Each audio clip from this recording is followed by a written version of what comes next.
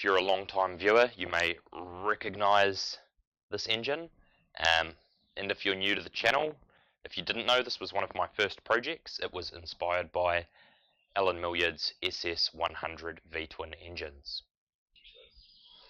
Essentially, the plan is to put this engine into the SS50 replica, but it is not quite as simple as that.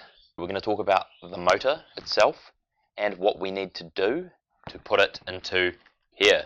So a little bit of an origin story about this engine. It started out as some scrap metal, some old Honda CT90 crankcases I had lying around. I learned how to do CAD, machined out all the patterns and cast this myself. From there, I had no idea what I was doing, and this was my first CNC machining project. We got it all finished, put it into a motorcycle, and I raced this successfully for about half a dozen or so races. So essentially it is a 80-degree V-twin, and it is 144 cc's. To get this into here, essentially there are several things we need to change to make that happen.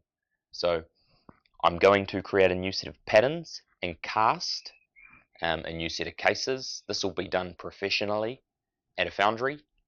But before that, this V angle, so this is 80 degrees. I'm thinking about narrowing that angle to bring this cylinder forward.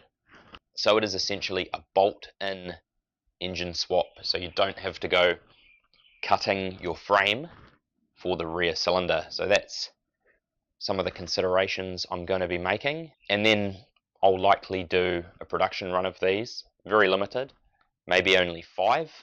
And hopefully there's some people interested in these. You know, leave a comment. Let me know, does anybody actually want them if they were a running bolt-in engine for a Honda SS50? So another thing, now that I know a decent amount about 3D printing in aluminium, these manifolds will be changed. They'll be nice singular pieces. Aesthetically, the entire engine will look very complete from the get-go, not so Frankenstein. With this engine, when it comes time to making the manifolds, even though I have a CNC mill and a lathe, sometimes it's just a bit beyond the capabilities of what I have. So that's where I'd like to introduce JLC CNC, today's video sponsor. So they make it really easy to expand your capabilities and have access to 5-axis machines and other capabilities.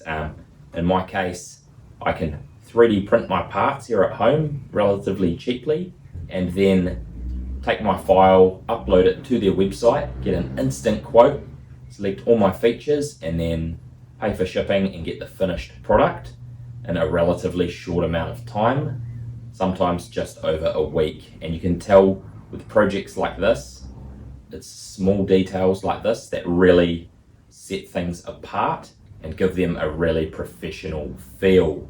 Even though the fabricated manifold works, the 5-axis manifold is leaps and bounds ahead in terms of aesthetics and function. So a massive thank you to JLC CNC. The plan is to make a nice factory flywheel cover, not just for the added safety, but to make it look original. Also the cylinders, they'll have 49cc stamped on them for authenticity reasons. Authenticity. So what makes this bike an SS50 replica? Well, for starters, we have this extremely cheap generic AliExpress seat.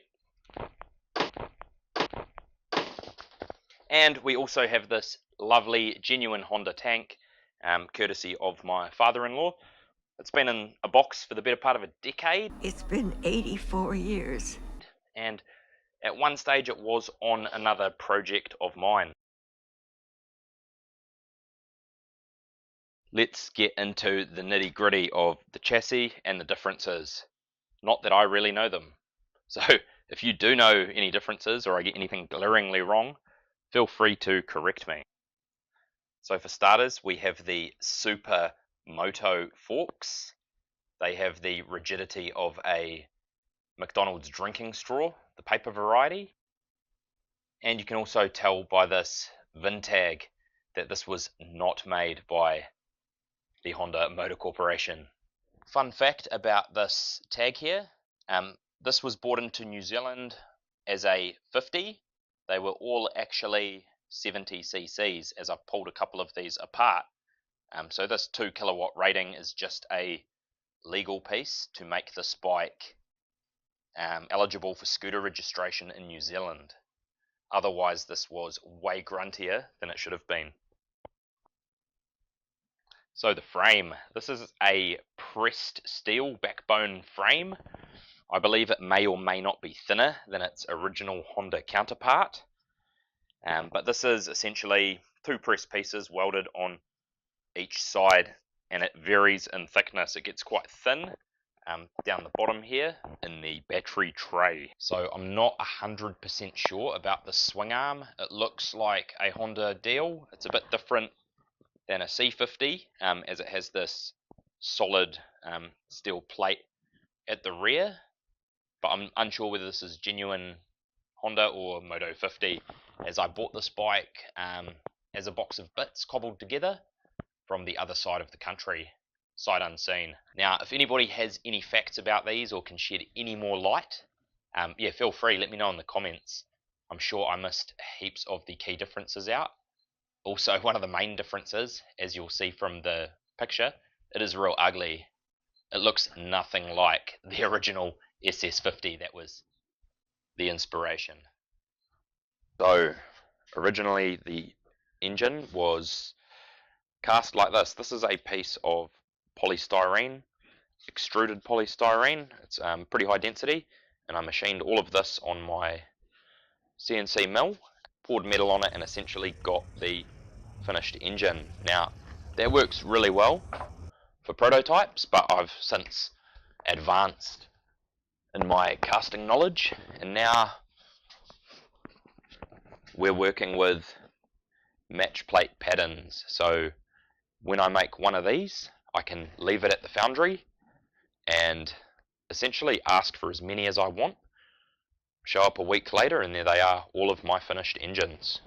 And that is the plan moving forward with the V-twin, will be match plate patterns and extremely high quality castings.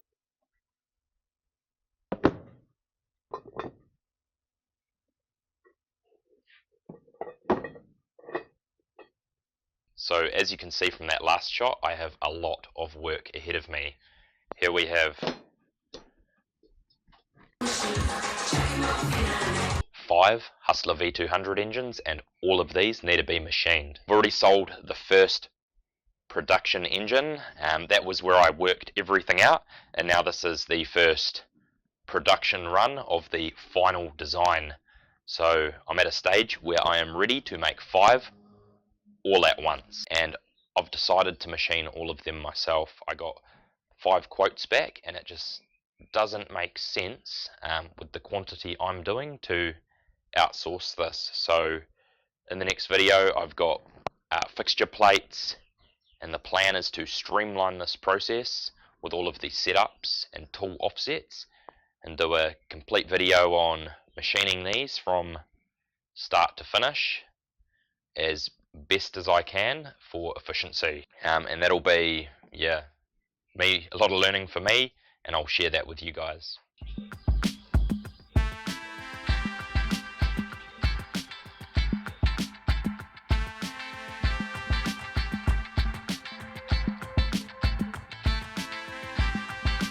Yeah, that's great, eh? That's fucking amazing.